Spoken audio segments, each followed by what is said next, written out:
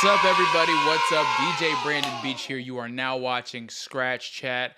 Today we have a very, very important video that I want to share with everybody. And, it's just a little talking point of Instagram that, about DIY weddings and what this one bride had experienced about her wedding experience, and we're going to see if it makes a difference if you need a DJ or if you don't, which I think you do. And I want to also kind of talk about the narrative that's being put out so I can tell you the correct way on how to view having a DJ for your party. So let's check it out real quick. As you can see right here, we have a nice young lady right here talking about her wedding experience. I'm actually going to zoom in on this a little bit more.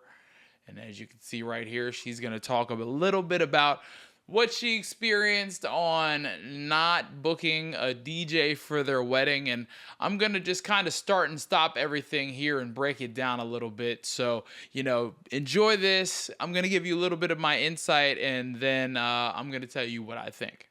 This is what we did instead. Before all the DJs come for me, that was not the option we wanted. We wanted a live band. A DJ would have been great, but the world is not fair, and we just couldn't make it happen. We used Spotify. They did not want to pay for what a good DJ costs. Looking at where she's making the video, this is definitely a rural area.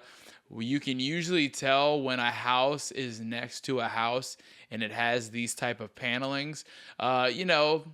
Real snow, maybe flyover state type of vibes that were going on right here. Instead, and this is exactly how we did it. We made 3 playlists. The first one was pre-ceremony. We picked out romantic, sappy songs and just hit play before all the guests came in. That played as people got champagne and everybody walked down the aisle until me. Then one of my bridesmaids, who knew I was coming down the aisle, changed the song to the song I wanted as I walked down the aisle.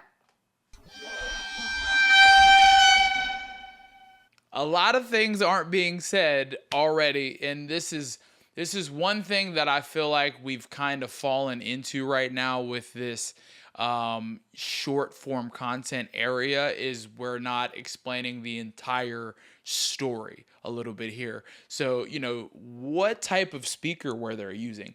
Where did they do this? Who had the speakers? Who rented the speakers? You're talking about like you just made a playlist, but you're not giving the other details. There's things that DJs can provide for your wedding, expertise, knowledge, timing, knowing when to be cued and everything like that. Anyone, yes, you can make a Spotify playlist, but like what you're saying right here is so broad and it's not really coloring in the entire picture. And content like this will get a lot more views than content that I'm going to make because they just want to see me DJ. But let's continue. Then she just faded it out and we did the ceremony. As soon Faded it out on what? as we kissed, we did a post-ceremony playlist. She hit play for us and it was like an hour of fun boppy music, and then So a cocktail hour playlist. Like, yes, okay. You can do a cocktail hour playlist, but again, we're not getting told anything here.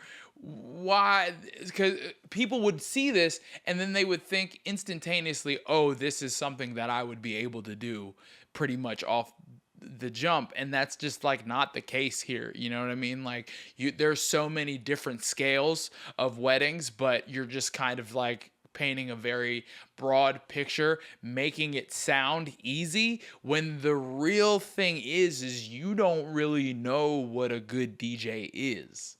an hour of like dinner time music. After was the dances. The first 3 songs on the playlist was our first dances. That same bridesmaid hit play and faded out for all songs, and then just let it play for the She's making it sound like this was so seamless. I can assure you it was not seamless. Because what happened is those first songs play. Who announced anything?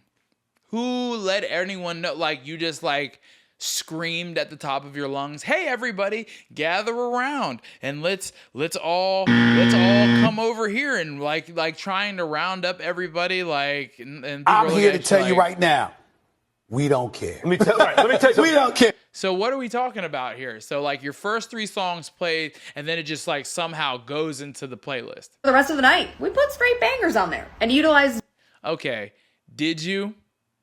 You're saying these things that you did. And now let's zoom in here. Other things. We use crossfade on Spotify. Spotify play crossfade is terrible. Spotify crossfade can only crossfade songs seamlessly if they're like house music. If they're songs that have long intros, that algorithm doesn't know anything. Okay, borrowed a sound system from a friend. What does that tell us? Nope. What does that tell us? Nothing. Yeah, my soundboard is crazy. We brought wireless microphones for this ceremony and announcements. So, okay, they had someone in charge of their wireless ceremony and song. They had a wireless mic for that, you know what I'm saying? But like, what wireless mic? That crossfade, so it kind of blended together. Kind of blended together. So when you're playing Garth Brooks, I Got Friends in Low Places, and then it crossfades into Get Low, are you sure that that's going to sound smooth?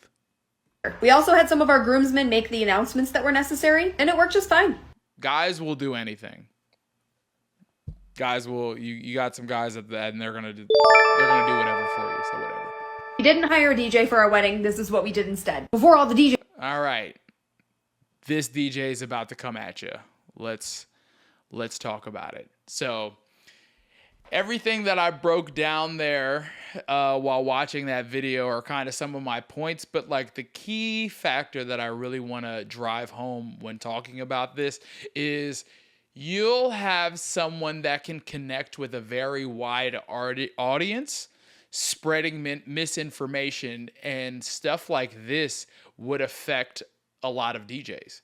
Because you'll have a lot of people that will see this and be like, oh, wow, we can do it. And you literally have no one driving. And like, just say at the beginning of the video that I'm a low budget person that wanted a low budget wedding and I don't know what good entertainment is.